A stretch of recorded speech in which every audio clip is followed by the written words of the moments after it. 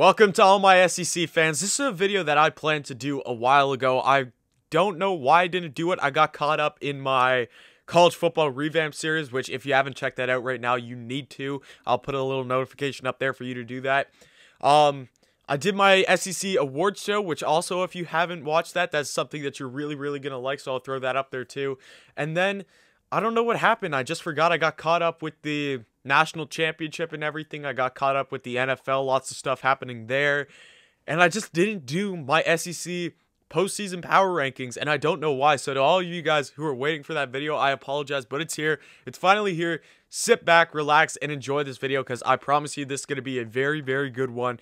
One that's going to be very interesting, one that's going to have a lot of different opinions, and I think that some people will disagree with me on some parts. And you know what, it's sports. That's what we're here for. You guys came to be entertained, and to entertain you is what I am going to do. So let's start it off at number 14. This is the obvious one.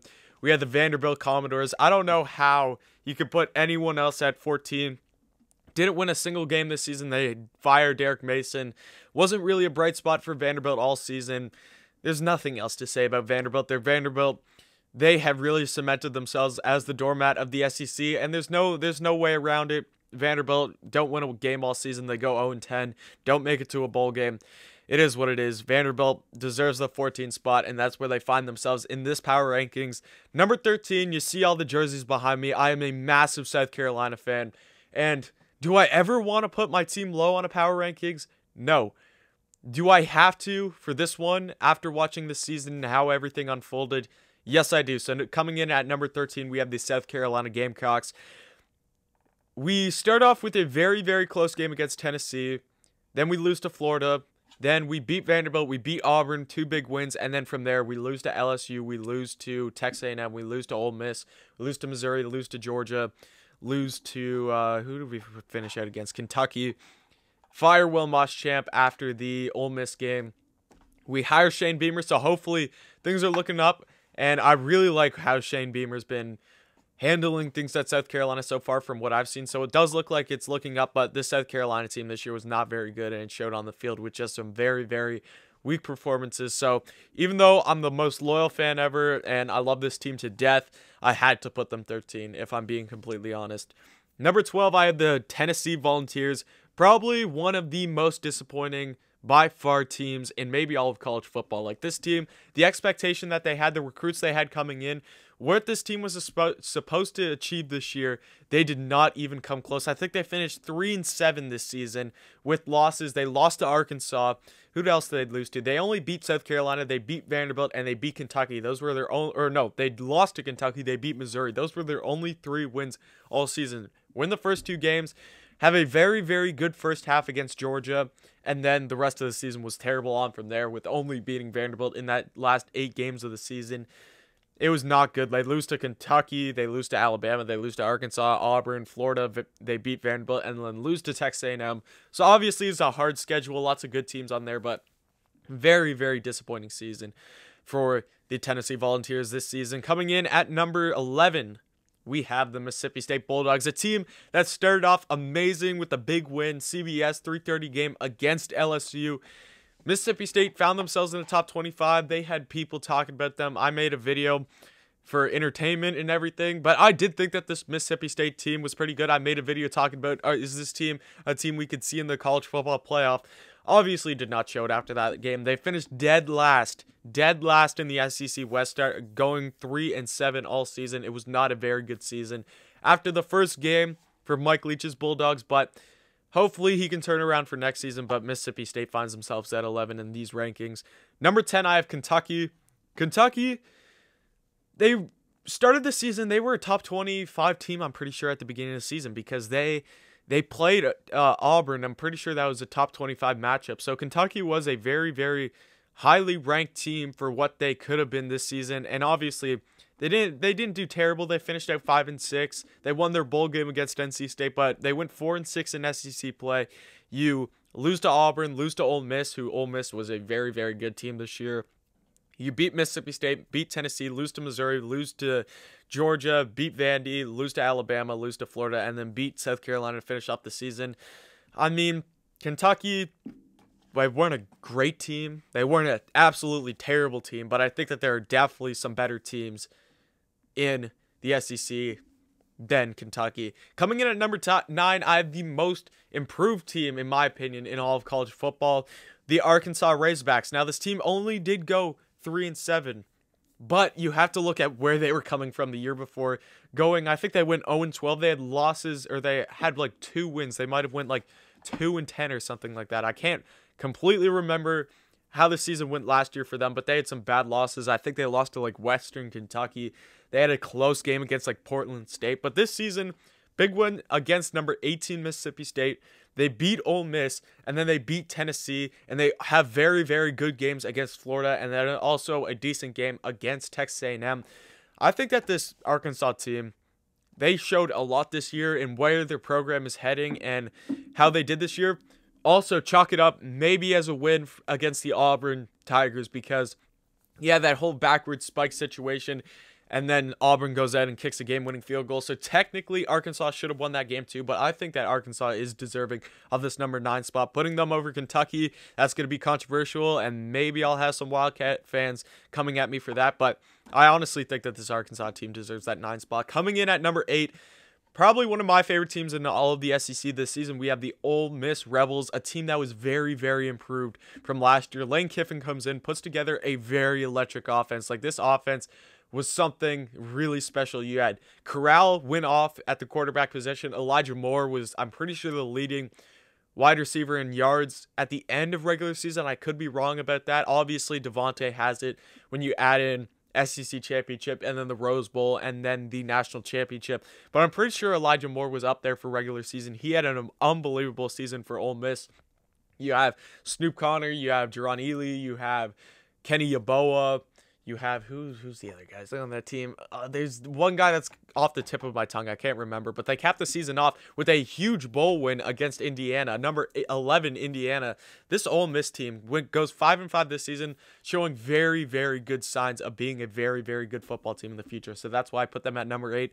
Number 7, I had the most disappointing team in all of college football, maybe, unless you want to throw in Michigan and Penn State were pretty bad this season. But LSU Tigers, I did put them over Ole Miss because they did beat Ole Miss late in the season, and I think it just wouldn't be fair to put Ole Miss over LSU in that case. But LSU didn't play a bowl game. This team was showing really good signs at the end of the season, obviously ending the season with a big win against Florida in Florida and then beating Ole Miss for the last game of the season. LSU finishes 5-5 on the season. Max Johnson comes in, looks like he's a real bright spot for the quarterback position at LSU. Lots of good stuff going on there. LSU, though, they started out as the 6th team in the country. You had some bad losses against Mississippi State, obviously, Missouri.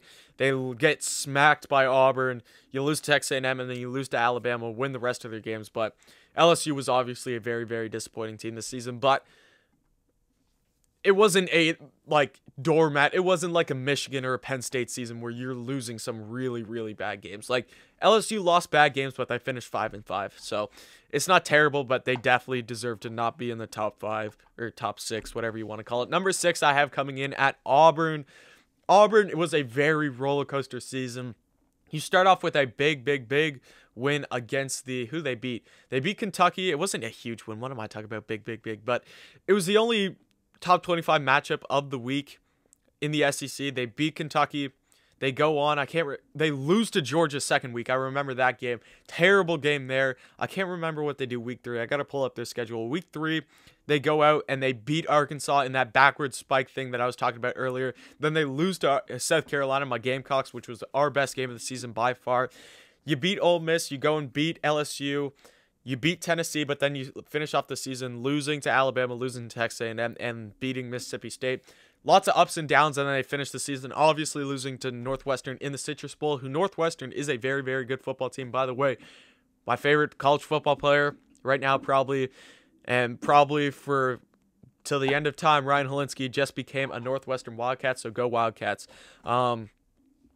They lose to Northwestern to finish off the season.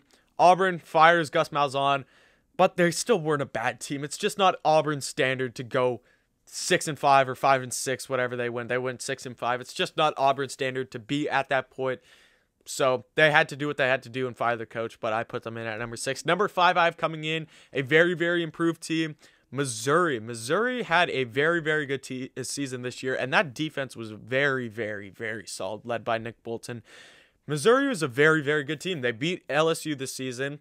Who else they beat? They beat Kentucky, they beat South Carolina, they beat Vanderbilt, they beat Arkansas, but then also played some good games. Who they played good games against? They've had Mississippi State. Now, obviously, that was a terrible loss to finish out the season. I don't know what I'm talking about there. But all in all, Missouri found themselves in the rankings in the top 25 after what was, I think, the Arkansas game, something like that, which in my opinion was an amazing game. But this Missouri team was really, really good and a very good start for freshman Connor Baselick. So I put them in at the number 5 spot. They finished at the season 5-5. They got their bowl game canceled versus Iowa. Coming in at number 4, this is probably going to be the one that's going to stir the most pots because you probably could have 3 teams in contention for this. You have Florida, you have Georgia, and maybe Texas A&M. At number 4, I have the Florida Gators, man. Finishing off the season with a loss to LSU, a loss to Alabama, and then a loss to Oklahoma. Oklahoma was a terrible game. LSU was a terrible game. Alabama was a good game. It was a good loss, but no loss is really that good. The Oklahoma game was terrible. Yes, you're missing Kyle Pitts, you're missing Copeland, you're missing Grimes, you're missing Kadarius Toney, you're missing all those guys, and you're missing a lot more. But Oklahoma absolutely run the brakes off of Florida in that game. It was not Florida's game at all. It wasn't Florida's end to the season that they wanted. In a season that started off very, very strong, they finished out 8-4, I'm pretty sure. And the Florida Gators just were not on their game at the end of the season. So that's why I had to drop them back, even though they beat the team that I have coming in at number 3, the Georgia Bulldogs. I had to put them at number 4. Number 3, Georgia Bulldogs, obviously finishing off the season with a big Peach Bowl win against the Cincinnati Bearcats. JT Daniels coming back for the Bulldogs is huge for next season, but when they finally brought him at quarterback, when he was finally healthy, you saw the type of Bulldogs team that you could have in the future and that you would have had if, let's say, you had JT Daniels in that Alabama game, in that Florida game. Maybe a bit of a different season for Georgia, but I think Georgia finishes at the season like, what were they? They would have gone 9-2 or something like that, because you go they would have finished out 9-2 or something like that. 7-2. They must have had some cancellations or something like that. Overall, they went 8-2, 7-2 in SEC play. But, you know, they're a good football team. Really good football team. Really good end to the season against a very good Cincinnati Bearcats team. I don't care if you say they're group of 5 or not. I think that Cincinnati Bearcats team, especially defensively, is really, really something special.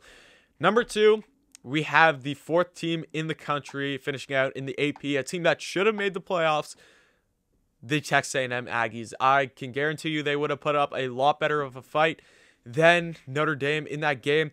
The reason why that score was closer in that Notre Dame game was just due to the fact that Notre Dame clock managed so hard there. They were trying to have the longest drives possible just to make sure that the score was really low or whatever.